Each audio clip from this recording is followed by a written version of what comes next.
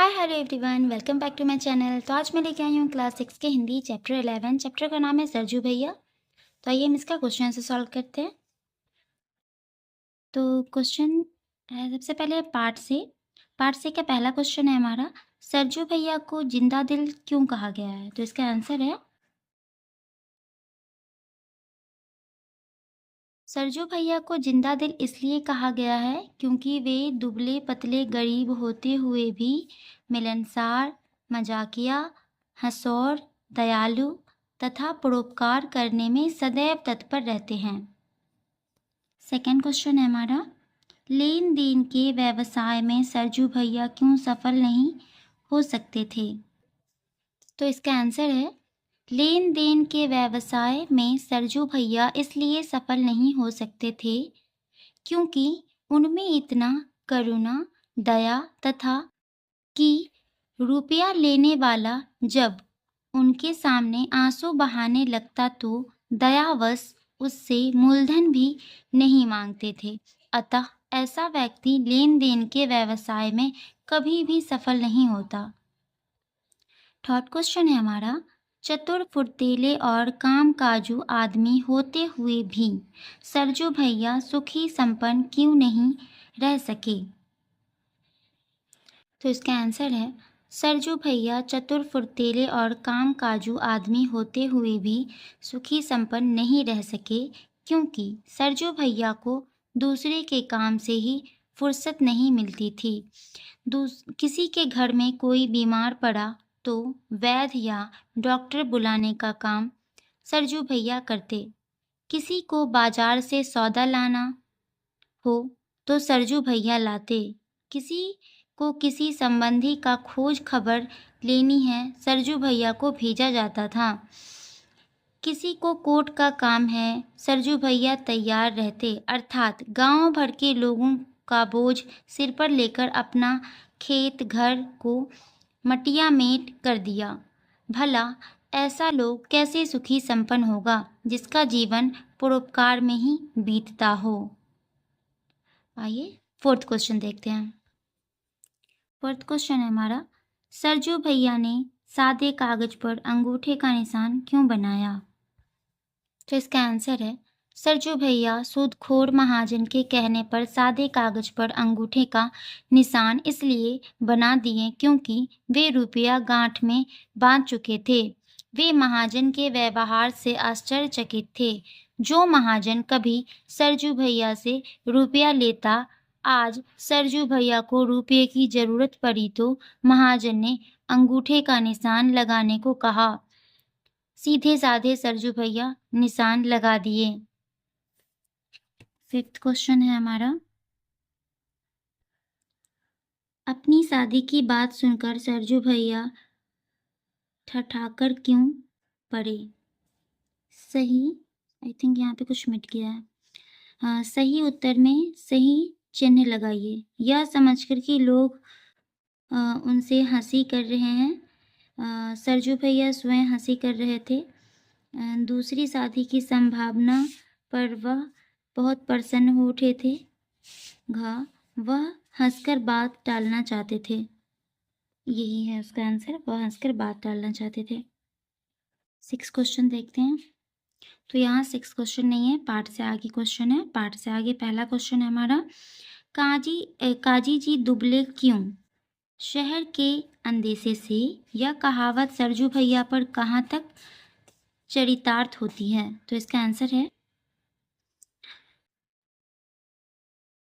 सरजू भैया के पास इतनी संपत्ति अवश्य थी जितनी से वे अपने परिवार एवं अतिथि सत्कार भी बड़े मजे से कर सकते थे।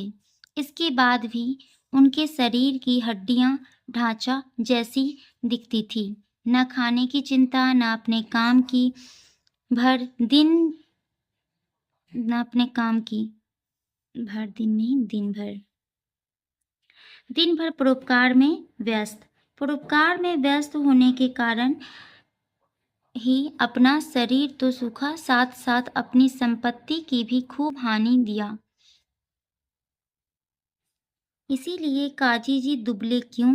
शहर के अंदेशे से यह कहावत उन पर चरितार्थ की गई है। पाठ से आगे का दूसरा क्वेश्चन हम देखते हैं।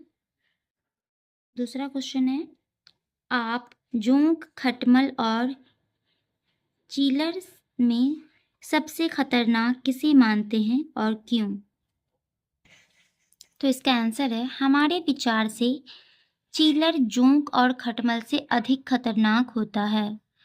तीनों हमारा खून पीते हैं, लेकिन चीलर हमारे शरीर के खून को इतना धीरे से चूसता है कि हमें पता भी नहीं चलता।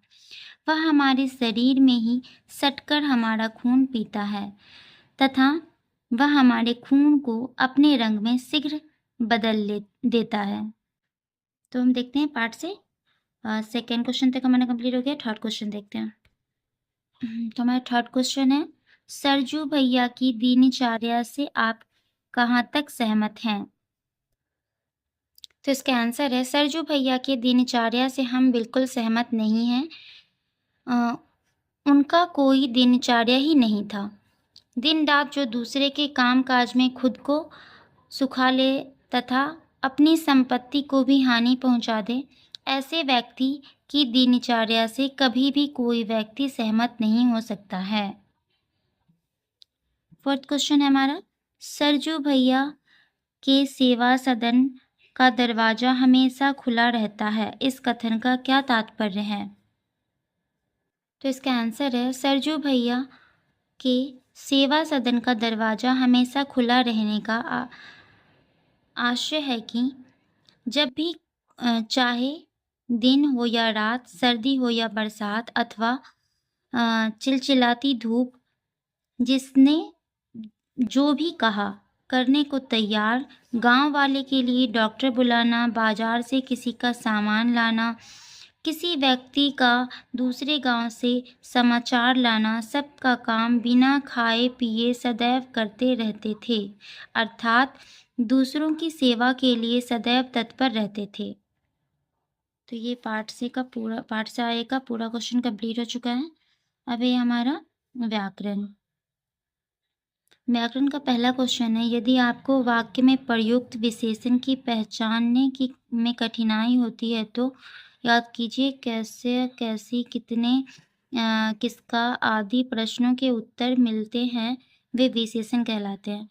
और मैं आपको डिफिनेशन देती हूँ विशेषण का, कि नाउन और संज्ञा और सर्वनाम, ये जो है जैसे किसी का नाम के बदले में जो हम नाम नहीं लेते हैं वो सर्वनाम कहलाता है। उसके बारे में कोई भी बात कहते हैं, उसकी क्वालिटी या उसकी विशेषता को बतलाते हैं, वो सब विशेषण कहलाता है। जैसे यहाँ पे कहा गया है बेर कैसा है, बेर क्या है, ये संज्ञा है, तो उसके बारे में बताया गया है यहाँ पे, पक्का, खट्टा, मीठा, बड़ा, छोटा इत्यादि। लीची कैसी है, लीची भी यहाँ पे संज्ञा है, कैसी है यानी उसके बारे में पूछा जा रहा है, यहाँ पे इस तरीके से बताया गया है। मैं आपको सिंपल बता रही हूँ जिससे पहचान भी हो जाए।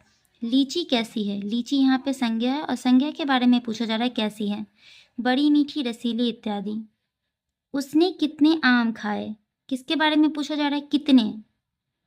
क्वालिटी मतलब कितना था ये पूछा जा रहा है, लेकिन किस चीज़ के बारे में, आम। तो आम क्या है, संज्ञा है। 1, 2, 10, 20 इत्यादि। तुमने कितना दूध पिया, दूध भी संज्ञा है, द्रव्यवाचक संज्ञा है ये। 1 गिलास, आधा लीटर इत्यादि। उपर्युक्त नियमों को ध्यान में रखकर सरजू भैया नामक पाठ से 10 विशेषण चुनिए। तो आइए हम इसका आंसर भाई संज्ञा ही है, मैं दिखाती हूँ। जैसे मैंने लिखा है, छोटा सा आंगन, सौभाग्यशाली मालिक, प्रथम संतान, बड़े भाई, छोटा भाई, दुबले आदमी, बड़ी बड़ी बाहें, नाक खड़ी, भौएं, सघन, मनहूस आदमी।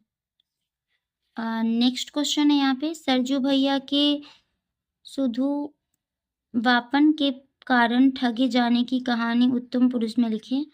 तो ये आप स्वयं करेंगे, ये मैं आपको नहीं बता रही हूँ, आप खुद से इसे खुद से लिखिए। तो आई होप कि आपको मेरा वीडियो अच्छा लगा होगा। तो मिलते हैं नेक्स्ट चैप्टर में, तब तक के लिए बाय बाय।